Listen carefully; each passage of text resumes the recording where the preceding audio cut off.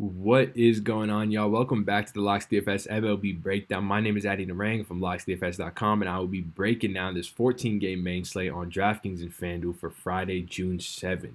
Before I get into that, two things real quick. If y'all want to go ahead and be entered into winning a free season pass of your choice, all you got to do is leave a like and leave a comment on these videos. As you guys know, we run the same giveaway every single week.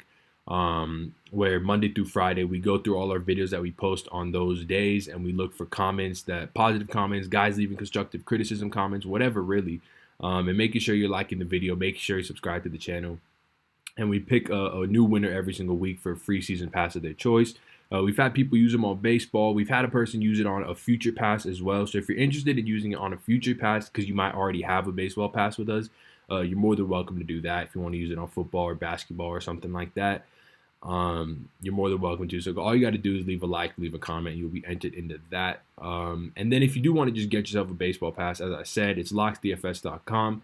Just scroll down a little bit, you'll find a pass page where you can pick your length, pick your sport, and do all that stuff, and just join the team that way. So you're more than welcome to do that if you so choose to.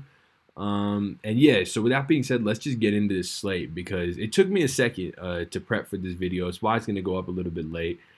Just because it's one of those interesting slates where there's a bunch of high-priced pitching options, a lot of valid plays. Ownership is looking fairly condensed, which makes it even more interesting. And then as far as bats go, there are some full stacks where you could go towards, and I'm going to talk about a few of them in this video, but it's more so looking like a slate where you really just want to, you're really going to have to play the prices because you're going to pay up for two starting pitchers most likely on this slate.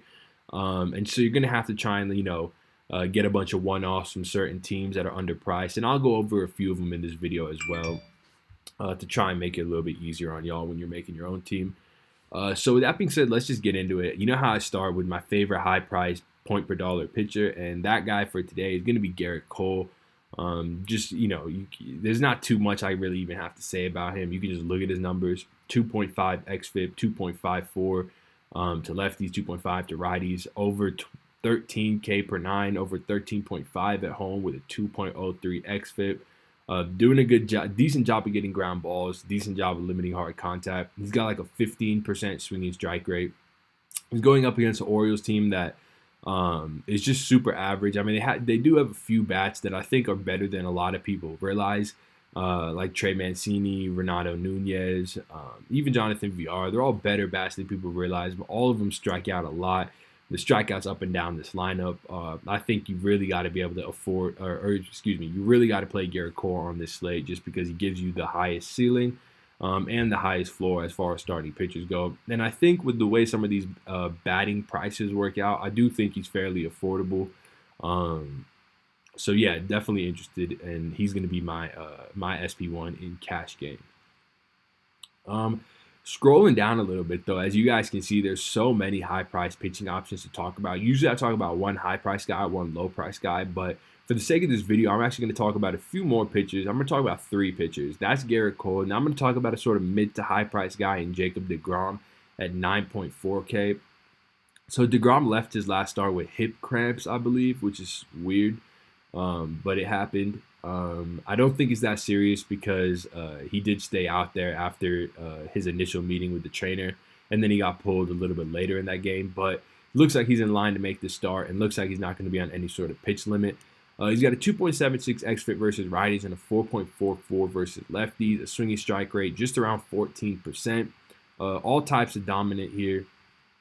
Does a decent job getting ground balls at a 44% clip as well, limiting hard contact to 30% at home.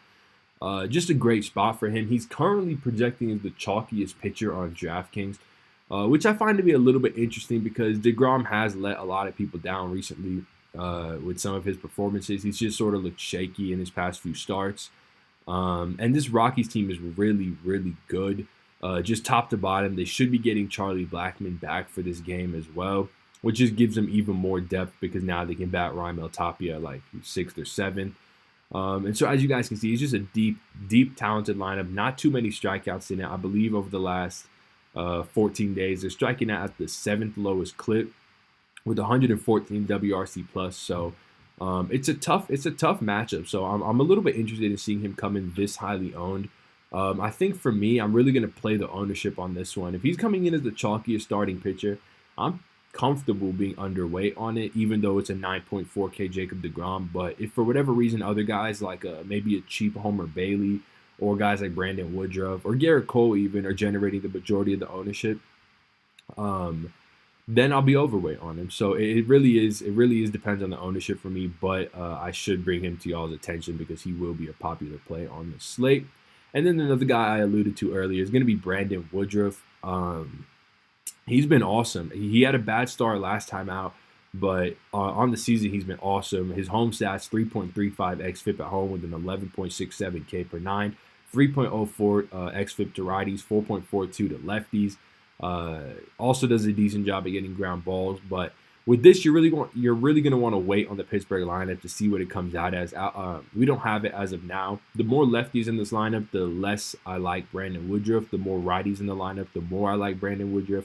I like the fact that he gets the pitcher spot as well, but he does have some fairly drastic splits between righties and lefties, so more righties the better for me.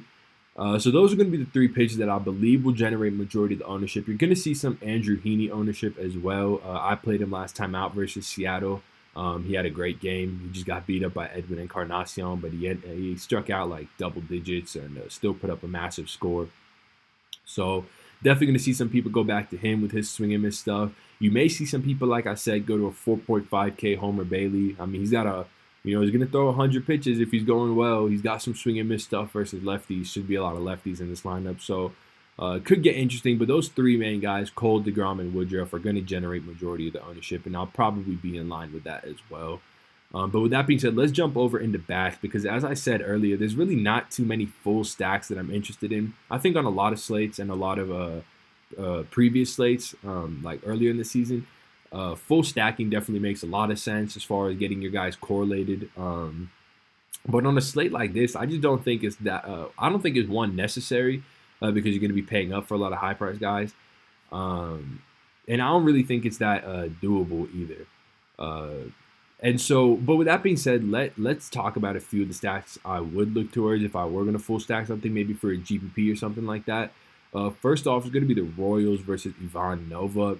Ivan Nova, a decent pitcher in his career, especially versus right-handed bats, but this year has just been all types of average, 1.78, 1.74 home runs per 9 to both-handedness, not striking out any guys, walking a few too many guys in relation to his strikeouts, 4.94 xFIP to lefties, 4.69 to righties, giving up a decent amount of hard contact, does do a decent job of generating ground balls, but just nothing in his profile that says avoid. The Royals opened up at a 5.1 team total and have since risen to 5.2. We could see that rise a little bit as this White Sox bullpen isn't that good either. I believe they've been okay over the past 14 days, but on the season, they're a bottom 5 bullpen. So definitely a spot to take advantage of here if you're interested in full stacking. I do like the Royals. Another team I think I'll be a little bit interested in, and this is mainly because of their prices, is going to be the Boston Red Sox versus Yonny Chirinos. Definitely not a guy that I'm that interested in targeting most of the time. He's just a pretty good pitcher. But he does give up a few too many home runs.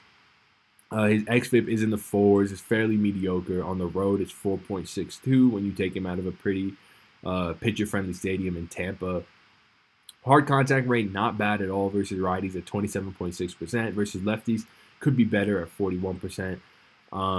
But again, nothing in his profile really screams, and that's kind of what I was alluding to in this slate, that there's not a lot of guys that you overtly want to target with a full stack. It's going to more so be pick and choosing your spots with bats here. And I think when you look at his Boston lineup, it's fairly easy to look towards who I'm talking about. You got guys like Mookie Betts leading off 4.4K. That's as close to a just plug him in kind of play as there is. You got guys like Benintendi, 4.4K as well. That's also a great price. And you look at a few of the other teams that in good spots. You have the Twins with a 4.8 team total. Nelson Cruz at 3.7K here. CJ Cron at 4K is not a bad play either. Acuna at 4.7. You're gonna have to kind of dig around teams and find guys that fit a salary that, or find guys that fit your team based on how much salary you have left, assuming you're paying up for pitching. And I just don't think that's going to happen with a full stack. But if you so choose to, those are a couple teams that I'm looking towards and I think are definitely interesting. Another good thing for the Red Sox is that over the last 14 days, the Rays do have the 6th worst bullpen in baseball. I have it pulled up right here if you guys just want to look at this screen when you're picking your teams, or you can just go to FanGraphs relievers last 14 days, and I like to filter it by xFIP. So of the last 14 days, 6th worst xFIP, which is definitely an interesting note as well. But yeah, with that all being said, let's do some home run calls and let's just get out of here. So the first home run call, I actually mentioned him a little bit earlier. Nelson Cruz, 3.7K versus a lefty. I know the lefty's Matt Boyd, and Matt Boyd's been really good this year on the backs of some fairly legitimate numbers as well. But he does give up a lot of hard contact to righties. I believe it's 36% with like a 40% fly ball lean. That's enough for me to target Nelson Cruz, who's been one of the best left-handed pitching mashers in the league since he's come up in the league, and now he's 3.7K. So definitely going to be my low-price home run call of the day. And the high-price home run call, I'm going to go to Mookie Betts at 4.4K. I don't know. I just think it's a good spot for him. Nothing really like as far as stats go. I just think for 4.4K, he should probably be in your lineup. He's going to be in mine, so if he hits a home run, all the better. But yeah, so that all being said, guys, thank you so much for checking out this video. I hope you did enjoy. If you did, a like and a comment means a lot, and it'll enter you into winning that free season pass that I mentioned earlier in the video. So that all being said, I hope you guys win a ton of money tonight, and I will see y'all next week on Monday.